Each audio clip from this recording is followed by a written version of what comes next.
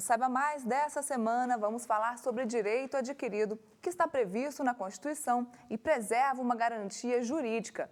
Para falar sobre esse assunto, vamos conversar com o Dr. Zélio Maia, que é advogado de direito constitucional. Dr. Zélio, explica para a gente então o que é o direito adquirido.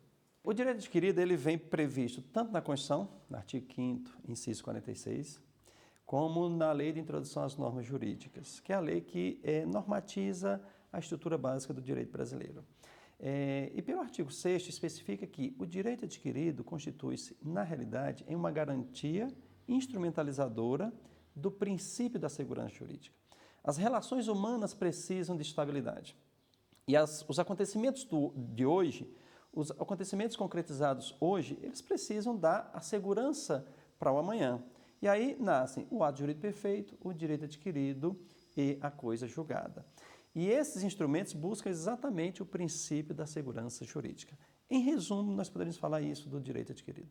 Doutor, em que áreas do direito, então, esse assunto é mais discutido? Nas duas grandes áreas do direito, nós podemos citar referências permanentes do direito adquirido, que é no direito civil, no sentido geral, e com grande incidência no direito administrativo, em que no direito administrativo ganha importância o direito adquirido quando se fala em servidores públicos. E por que isso? Porque nos últimos 20 anos o Brasil passou por diversas reformas no campo da administração pública, especialmente no regime administrativo, ou seja, a administração pública em geral passou por grandes alterações, e no regime previdenciário, em que nós sabemos que a cada ano nasce uma preocupação latente de uma alteração no que diz respeito ao tempo previdenciário. E com isso, o direito adquirido está sempre em discussão nessa área. A gente pode dizer, então, que não há direito adquirido em regime jurídico?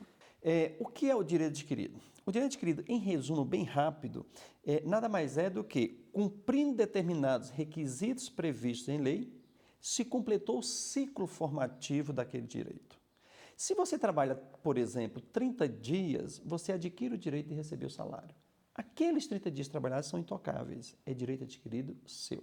Então, a partir do momento que isso se incorpora ao seu patrimônio jurídico, nasce para você o direito de exigir o cumprimento daquele direito já completado. Ele se distingue da expectativa de direito. O que é a expectativa de direito? É quando esse ciclo ainda não se concretizou, quando esse ciclo ainda não se completou. Aí você tem mera expectativa de direito. Essa discussão de direito adquirido, de um lado, expectativa de direito, de outro, ela é muito acentuada no que diz respeito a servidor público. Porque o servidor público, ele adere com o concurso público, ao passar no concurso público, ao tomar posse, ele adere a um regime estabelecido pela legislação. Em direito administrativo, você não é regido por um contrato, porque no contrato você firmou as regras e essas regras são imutáveis.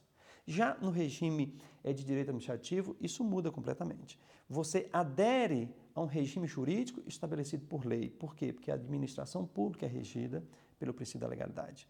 Então, se você aderiu à lei, se essa lei vier a desaparecer e em seu lugar vier a ser estabelecida uma nova regra, evidentemente que você passará para esse novo regime jurídico. Em resumo, esse regime jurídico, portanto, ele não é seu, ele é da administração pública. E uma vez mudando, você vai ter que se inserir dentro daquele novo regime. Por isso que se fala que não se adquire direito a regime jurídico. Se eu, por exemplo, ao ingressar no serviço público, eu tinha uma expectativa que 3 anos depois eu iria alcançar a estabilidade, que essa é a regra vigente hoje, mas ao 2º ano entrou em vigor uma nova regra dizendo que eu preciso de 5 anos para alcançar a estabilidade, eu terei que completar o 5º ano. Ou seja, aquela regra daquele regime de 3 anos foi alterada para 5 anos e a ele eu devo aderir. Doutor, como evoluiu então essa jurisprudência sobre esse assunto no STF? Eu costumo dizer que nesse campo o STF não evoluiu, ele foi mais ou menos estável, se a gente pensar em evolução, em mudança de posicionamentos. Por exemplo, o caso mais emblemático do Supremo Tribunal Federal, sem dúvida nenhuma, foi a questão da contribuição previdenciária dos inativos. Qual era o regime jurídico existente? O regime jurídico existente era servidor aposentado não deve pagar contribuição previdenciária. E veio a emenda constitucional número 41 e disse: servidor aposentado vai pagar contribuição previdenciária. Muito bem.